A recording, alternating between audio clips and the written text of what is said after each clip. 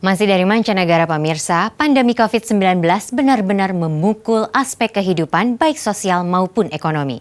Daerah-daerah wisata yang biasanya ramai dikunjungi orang kini bagai kota hantu. Hal ini tergambarkan di salah satu destinasi wisata andalan di Prancis, Mont Saint-Michel.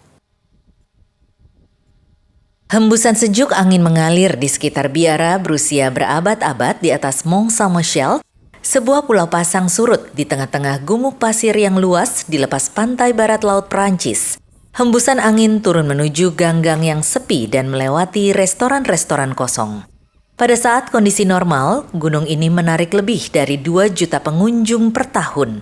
Namun seperti inilah pemandangan saat ini.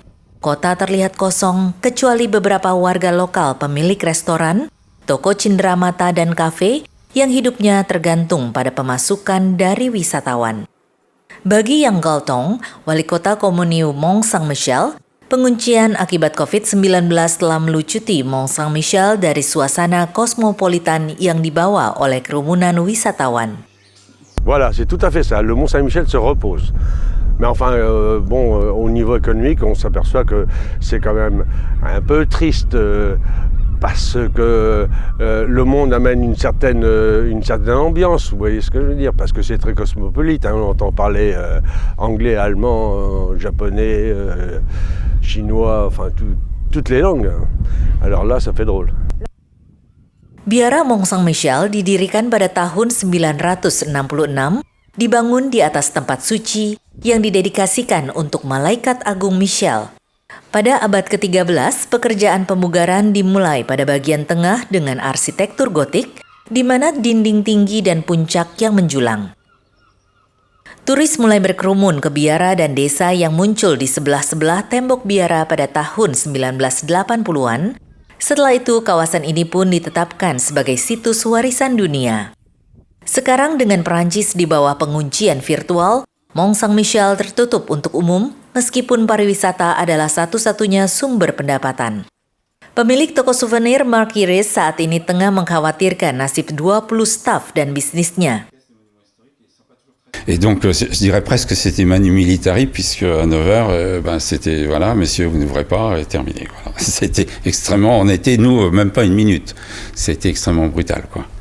Et donc c'est fermé, tout le monde est parti et on a tout laissé en plan, la marchandise, j'avais reçu toute ma marchandise, donc j'ai aussi un problème avec les fournisseurs dans la mesure où les approvisionnements on les fait pour pratiquement, j'ai 70% de mes approvisionnements et les fournisseurs, ils vont vouloir être réglés et je vais les régler et mon Dieu, j'ai 0 chiffre d'affaires. Donc ce que je vous disais, un mois ou 2, ça va, mais maintenant il va falloir trouver des solutions. Di kaki bukit terdapat restoran La Mer Pouillard yang berusia 132 tahun, di mana orang-orang seperti Pablo Picasso, Glenn Close, dan Coco Chanel kerap datang untuk makan omelet puff yang dimasak dengan kayu. Eric Bellong yang mengepalai bisnis La Mer Pouillard mengatakan, 250 karyawan kelompok itu menganggur sementara pada skema cuti pemerintah. Le Mont Saint-Michel a une spécificité qui est aux antipodes de ce qui est demandé aujourd'hui. C'est comme le Tour France, c'est comme un aéroport, c'est ce qui fait partie aussi du charme. C'est, écoutez, c'est rural, il y a du monde de partout, ça fait partie du folklore et puis c'est aussi, même si de temps en temps on dit oh là là il y a la queue et tout, mais on est en vacances, c'est pas être seul sur c'est le soir vaquer sur un port avec plein de monde, manger des glaces, là c'est exactement la même chose. Selama berabad-abad, Mont Saint-Michel telah menjadi tujuan suci bagi para peziarah. Sementara pandemi belum mengubah rutinitas kerja dan doa bagi 5 biarawan dan 6 biarawati ini di pulau ini. Frater Philippe mengatakan ketenangan baru ini tidak cocok untuk dirinya. Le mont sans son grouillement, c'est quand même un autre endroit, quoi. Et c'est pas très très naturel. Je sais. Quand on le voit comme ça, on se dit mais mince, il y a un truc qui va pas. On pourrait penser qu'il y a une bombe qui est tombée. Non, c'est pas une bombe, c'est un virus. Mais est-ce qu'il faut aimer le mont sans personne ou pas? Il y a bien des gens qui en rêvent, mais aimer que la vie soit interrompue, je suis pas sûr. Le quotidien, notre quotidien reste le même. En fait, c'est là qu'on voit que nous, notre vie, elle est rythmée vraiment par la prière, par le travail, en fait par des choses toutes simples, hein, et donc ça reste. Donc le cœur de notre vie, c'est toujours le même. Par contre, donc le quoi ne change pas, mais le comment, lui, est totalement différent parce qu'on on prie plus avec les autres.